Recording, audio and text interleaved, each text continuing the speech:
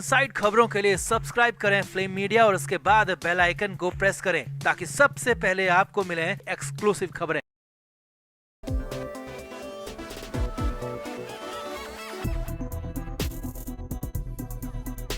तो मुंबई के चर्चित दिशा सालियान केस में हर दिन कोई न कोई बड़ा और नया अपडेट सामने आ रहा है। अब जो खबर आ रही है वो है एनसीपी के पूर्व धाकड़ अधिकारी समीर वानखेड़े को लेकर, जिनसे दिशा सालियान के पिता और वकील की मुलाकात की बड़ी खबर आ रही है। सामने आया है कि दिशा सालियान के पिता और वकील दोनों ही समीर वानखेड़े से मिले। 3 घंटे तक इनकी मीटिंग चली और इसके बाद वानखेड़े उस बात के लिए तैयार हो गए जिस बात के लिए दिशा के पिता और वकील उन्हें मनाने गए थे। यानी कि वानखेड़े सारे सबूत कोर्ट में लेकर पहुंचने को तैयार हो गए हैं। ये बड़ी खबर मुंबई की मीडिया से आ रही है। तो आपको भी पूरी इनसाइड स्टोरी दिखाते हैं। आप भी वीडियो को शेयर करें और अपनी राय कमेंट बॉक्स में जरूर दें।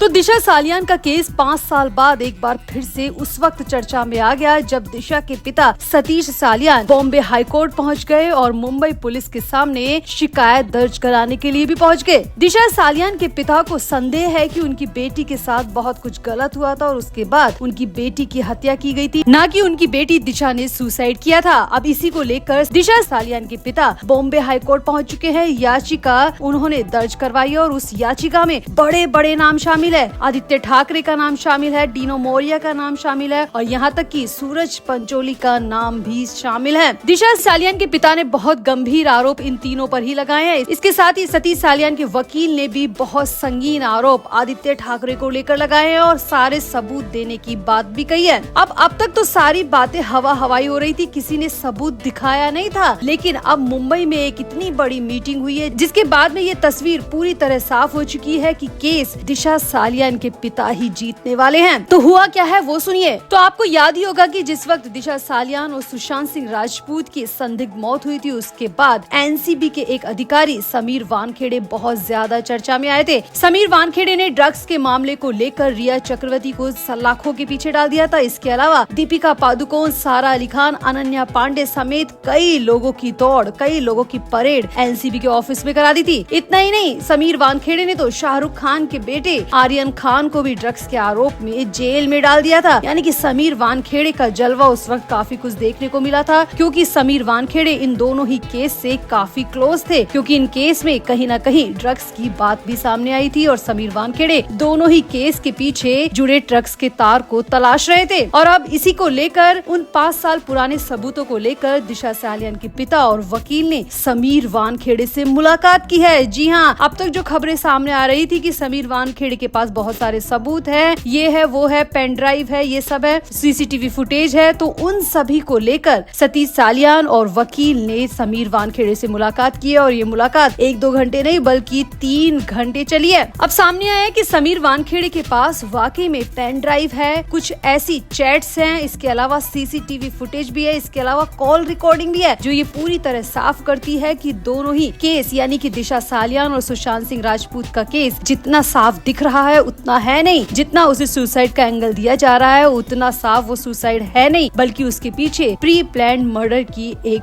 बड़ी गुत्थी है और समीर वानखेड़े के पास इसके सबूत होने की बात कही जा रही है। इसी को लेकर सतीश सालियान और वकील ने समीर वानखेड़े से मुलाकात की है। अब खबर सामने आ रही है कि 3 घंटे चली मुलाकात के बाद समीर वानखेड़े तैयार हो चुके हैं कोर्ट पहुँचने के लिए और कोर्ट में वो सारे सबूत सौंपने को वो तैयार हो चुके हैं जो कि उनके पास है। 5 साल पुराने सारे सबूत वो कोर्ट में ले जाने को तैयार हो चुके हैं। अब सतीश सालियान की याचिका के बाद वैसे ही आदित्य ठाकरे की आफत बहुत ज्यादा बढ़ी हुई थी। विधानसभा से लेकर सड़क तक आदित्य ठाकरे को विरोध प्रदर्शन झेलना पड़ रहा था, अपनी ही पार्टी में बदनामी झेलनी पड़ रही थी, अपनी ही पार्टी में दोहरा व्यवहार झेलना पड़ रहा था, क्योंकि कहीं न कहीं 5 साल से लगातार आदित्य ठाकरे का नाम दिशा सालियान केस में आ रहा है और अब तो दिशा सालियान के पिता ने सीधे तौर पर आदित्य ठाकरे की कब्र में आखिरी कील ठोक दी है। अब अगर समीर वानखेड़े भी इस केस में सतीश सालियान का साथ देने को तैयार हो चुके हैं तो ये आदित्य ठाकरे के लिए बहुत बुरी और झटके भरी खबर है। तो आपको क्या लगता है, क्या वाकई में समीर वानखेड़े के पास ऐसे सबूत होंगे जो कि दिशा सालियान को इंसाफ दिला सकेंगे, जो कि आदित्य ठाकरे को सलाखों के पीछे डाल सकेंगे, या फिर जिन सबूतों की बात की जा रही है वो सिर्फ मीडिया की बनाई हुई कहानी है? आप भी अपनी राय कमेंट बॉक्स में जरूर दें और वीडियो को भी शेयर करें।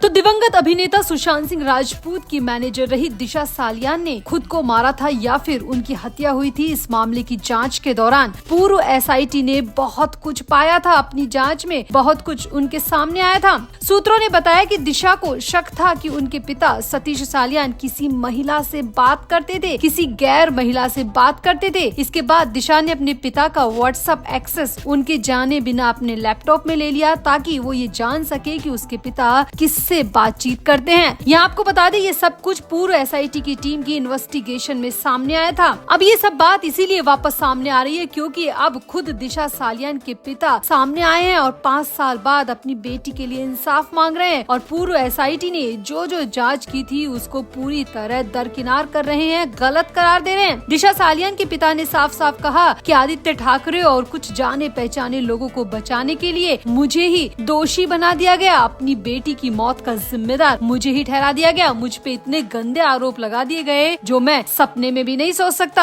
यहाँ आपको बता दें कि एसआईटी की टीम में आगे क्या कुछ निकल के आया था वो भी बताते हैं। तो पूर्व एसआईटी की टीम की जांच के मुताबिक दिशा ने देखा कि उसके पिता ने एक महिला को 30,000 रूपए ट्रांसफर किए हैं, वो भी उसे बिना बताए। पिता के पैसों के भेजने की बात से दिशा सालियान बहुत ज्यादा गुस्सा थी, बहुत ज्यादा नाराज थी। पूर्व एसआईटी की टीम की जांच में दावा किया गया कि 2 जून 2020 को दिशा सालियान ने उन चैट्स के आधार पर अपने पिता से सवाल पूछना शुरू कर दिया और इसके बाद दोनों की जमकर बहस भी हुई। इसके बाद 4 जून 2020 को दिशा अपने पिता का घर छोड़कर मलाड मालवानी चली गई। दिशा ने इसकी चर्चा अपने दोस्तों से भी की थी। ये भी एसआईटी की टीम की जांच में आया था। एसआईटी की टीम की जांच में आगे लिखा कि अपने पिता के इस तरह के बर्ताव से दिशा सालियान बहुत ज्यादा नाराज थी। उसे शक था कि उसके पिता के किसी गैर महिला से संबंध है और वो उनकी माँ को धोखा दे रहे हैं और उसके पैसों को उस महिला को ट्रांसफर कर रहे हैं। ये सब कुछ जानने के बाद दिशा सालियान बेहद ज्यादा गुस्से में थी, इसीलिए वो अपना घर छोड़ के चली गई और मलाड में जाके रहने लग गई। पूर्व एसआईटी की टीम ने ये भी दावा किया था कि दिशा कुछ बिजनेस करना चाहती थी और उस बिजनेस में भी उसको बहुत भयंकर लॉस हुआ था। एक तरफ अपने पिता के गैर महिला से संबंध और दूसरी तरफ बिजनेस में लॉस की वजह से दिशा सालियान ने इतना बड़ा कदम उठाया था। ये सब कुछ पूर्व एसआईटी की टीम की जांच में निकलकर सामने आया था। वहीं अब दिशा सालियान के पिता ने इन सभी बातों का करारा जवाब दिया है और दिशा सालियान के पिता का कहना है कि पहली बात तो बता दूं, जो सब मुझ पे आरोप लगाए गए थे वो कुछ नामचीन और राजनेताओं के बेटे को बचाने के लिए लगाए गए थे ताकि सबका ध्यान मुझ पर चला जाए और वो लोग आसानी से इस केस से बचकर निकल जाएं। उस वक्त मैं भी बहुत ज्यादा डिप्रेशन में था। एक तो मेरी बेटी चली गई थी, ऊपर से मुझे ही बदनाम किया जा रहा था, तीसरा कोविड था। तो इन सब वजहों से मैं चुप रहा, मैं खामोश रहा। इसके अलावा जो धमकियां मुझे मिल रही थी लगातार, इस वजह से भी मैं चुप था क्योंकि बेटी को खो चुका था। अब कुछ और खोने की हिम्मत नहीं थी, लेकिन अब 5 साल बाद मेरे पास खोने के लिए कुछ नहीं है, इसलिए मैं अपनी बेटी के लिए इंसाफ मांगने के लिए पूरी तरह पाबंद हूँ। अपनी बेटी के लिए इंसाफ लेना चाहता हूँ। सतीश सालियान ने कहा कि मेरे किसी गैर महिला से संबंध नहीं थे। जिसको मैंने पैसे ट्रांसफर किए थे वो सिर्फ 3,000 रूपए ट्रांसफर किए थे और वो मेरे दोस्त की पत्नी थी क्योंकि कोविड में मेरे दोस्त की अचानक मौत हो गई थी। इसके बाद उसकी पत्नी बहुत ज्यादा बुरे हाल में थी, उनके पास राशन तक नहीं था, इसीलिए मैंने उनको राशन के लिए 3,000 रूपए दिए थे। सतीश सालियान ने यहाँ पर दावा किया कि उसने अपनी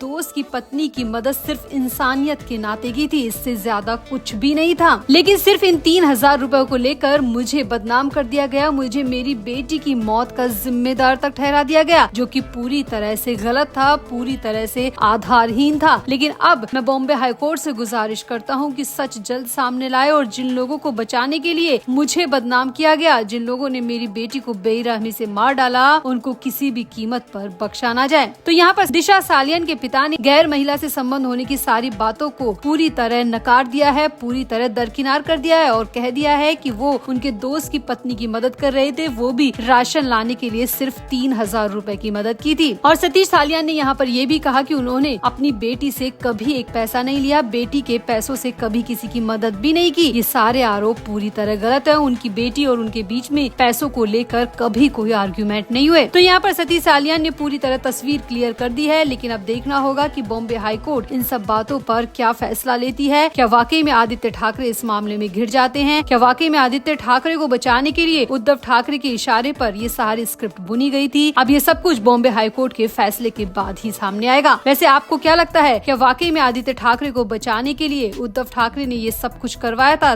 सब कुछ प्लान्ड स्क्रिप्ट था, या फिर वाकई में सतीश सालियान यहाँ पर थोड़े बहुत गलत हो सकते हैं? आपको क्या लगता है? आप भी अपनी राय कमेंट कमेंट बॉक्स में जरूर दें और वीडियो को भी शेयर करें।